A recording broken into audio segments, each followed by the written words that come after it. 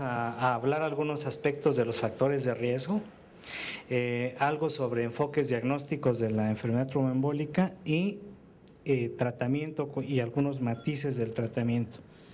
Para eso va a estar con nosotros el doctor Humberto Castellano Cinco. Humberto, si quieres, empezamos. Gracias, doctor García Chávez. Bien, en los siguientes minutos les voy a hablar acerca de los diferentes factores de riesgo que existen para enfermedad tromboembólica venosa. Tocaré los factores de riesgo primarios, los secundarios, también los que se encuentran combinados para la producción de trombosis arteriales y finalizaré con los factores de riesgo para recurrencia de enfermedad tromboembólica venosa, ya que se ha tenido un evento de este tipo. Y precisamente, bueno, pues sabemos que la trombosis se refiere a la oclusión de un vaso sanguíneo por un trombo o por un coágulo. Y bueno, básicamente la enfermedad tromboembólica venosa se puede dividir en dos partes, la trombosis venosa profunda por una y el embolismo pulmonar sería la segunda. En relación a la epidemiología de este padecimiento, se calcula que a nivel mundial existen alrededor de 100 a 300 casos por cada 100,000 habitantes por año. Y si dividimos a la enfermedad tromboembólica venosa en trombosis venosa profunda y en embolismo pulmonar, tendremos 159 casos por cada 100,000 habitantes por año para la trombosis venosa profunda y 139 casos aproximadamente para el tromboembolismo pulmonar. Pero esto no es todo, solamente 1 de cada 3 casos se detecta, por lo cual esta incidencia que va de los 100 a los 300 casos fácilmente puede ascender a 300 a 900 casos por cada 100,000 habitantes por año. En México, para variar, no tenemos estadísticas oficiales y en relación a nuestro país, algo que ya comentaba la doctora García Lee, la enfermedad tromboembólica venosa se ubica en 0.01 a 2% de todos los embarazos, teniendo, pues, digamos, una incidencia mayor en el puerperio y sobre todo en aquellos embarazos que se resuelven por vía cesárea comparados contra aquellos que se resuelven por la vía vaginal habitual. En México, la estimación del doctor Carlos Martínez Murillo es de alrededor de 300,000 casos de enfermedad tromboembólica venosa en general, ¿sí? Trombosis venosas profundas, de acuerdo a la cifra que veíamos, corresponderían alrededor de 160,000 casos por año y embolismos pulmonares alrededor de 140,000 casos en este tiempo.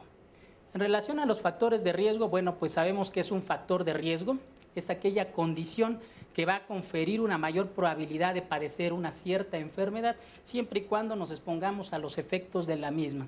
Estos factores de riesgo, bueno, pues en relación a enfermedad tromboembólica venosa van a inducir a alguno de estos dos mecanismos. El primero es activando los mecanismos procoagulantes y el segundo, pues lo sabemos, es alterando todos los mecanismos de regulación antitrombótica.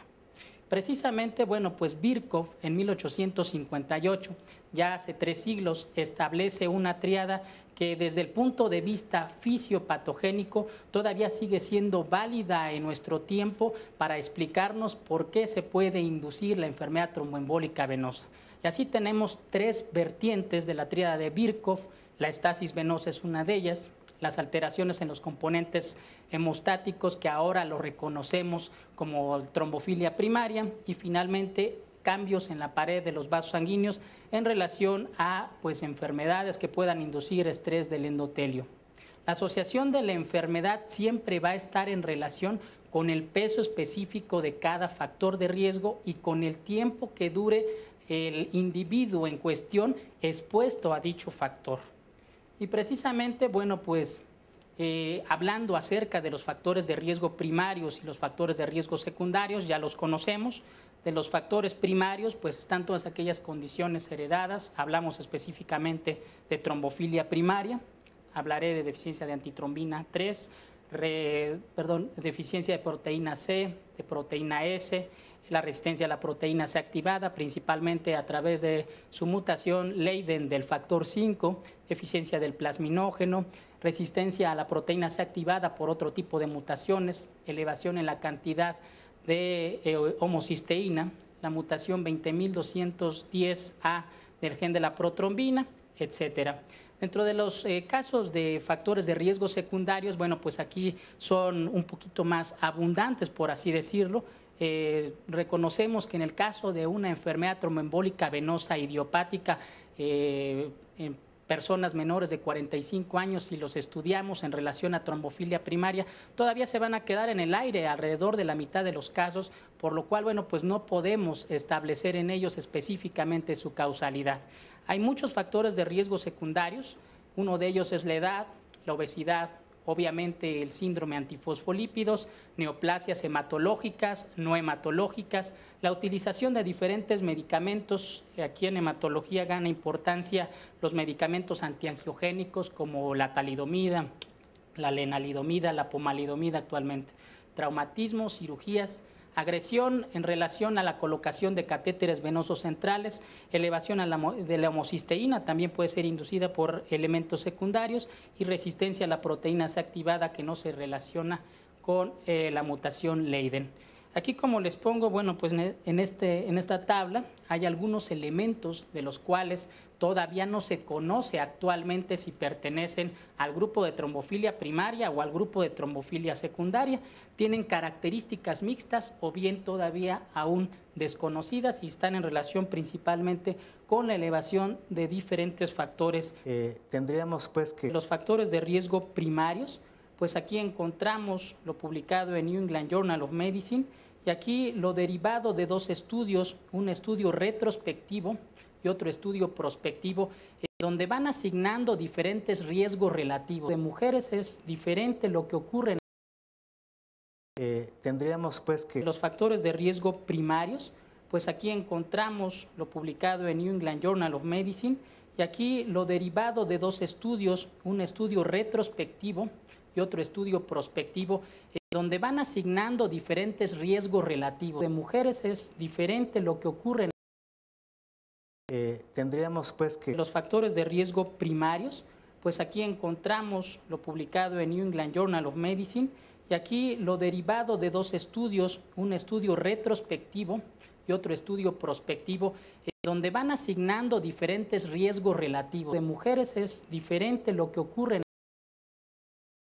Tendríamos pues que... Los factores de riesgo primarios, pues aquí encontramos lo publicado en New England Journal of Medicine, y aquí lo derivado de dos estudios, un estudio retrospectivo y otro estudio prospectivo, donde van asignando diferentes riesgos relativos. De mujeres es diferente lo que ocurre.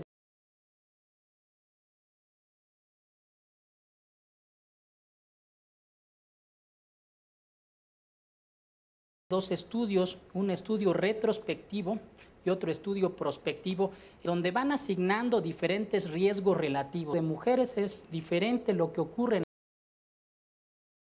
Tendríamos pues que... Los factores de riesgo primarios, pues aquí encontramos lo publicado en New England Journal of Medicine, y aquí lo derivado de dos estudios, un estudio retrospectivo y otro estudio prospectivo, donde van asignando diferentes riesgos relativos. De mujeres es diferente lo que ocurre. Tendríamos pues que... Los factores de riesgo primarios, pues aquí encontramos lo publicado en New England Journal of Medicine, y aquí lo derivado de dos estudios, un estudio retrospectivo y otro estudio prospectivo, donde van asignando diferentes riesgos relativos. De mujeres es diferente lo que ocurre. Tendríamos pues que... Los factores de riesgo primarios, pues aquí encontramos lo publicado en New England Journal of Medicine, y aquí lo derivado de dos estudios, un estudio retrospectivo y otro estudio prospectivo, donde van asignando diferentes riesgos relativos. De mujeres es diferente lo que ocurre. Tendríamos pues que... Los factores de riesgo primarios, pues aquí encontramos lo publicado en New England Journal of Medicine, y aquí lo derivado de dos estudios, un estudio retrospectivo y y otro estudio prospectivo, donde van asignando diferentes riesgos relativos. De mujeres es diferente lo que ocurre. Tendríamos pues que… Los factores de riesgo primarios, pues aquí encontramos lo publicado en New England Journal of Medicine, y aquí lo derivado de dos estudios, un estudio retrospectivo y otro estudio prospectivo.